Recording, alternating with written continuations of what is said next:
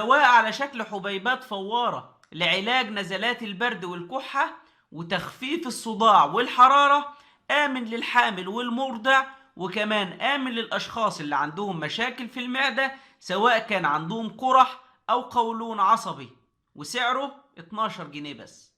يلا بينا. السلام عليكم ورحمة الله وبركاته. معكم دكتور أحمد سرور من قناتكم قناة كبسولات دوائية.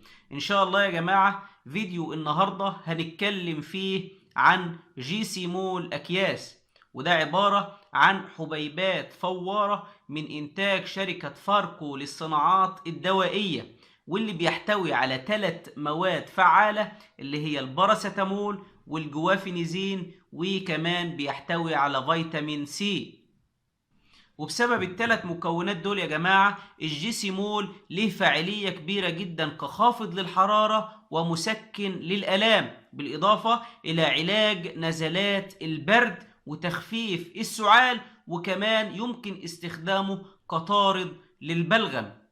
ومش بس كده يا جماعة، الجيسيمول أكياس آمن جدا للحامل والمرضع، وكمان آمن للأشخاص اللي بيعانوا من قرح المعدة أو اللي بيعانوا من مشاكل في القولون سواء كان قولون عادي أو قولون عصبي. وده يا جماعة شكل الجيسيمول فوار. العلبة بيبقى فيها 6 أكياس، سعر العلبة الواحدة 12 جنيه. وطريقة استخدامه بالنسبة للكبار 2 كيس من الجيسيمول على نص كوباية مية من 3 إلى 4 مرات في اليوم بعد الأكل. وبالنسبة للأطفال من سن 6 سنين ل 12 سنة الجرعة هتبقى كيس واحد بس على نص كوباية مية من 3 إلى 4 مرات يوميا.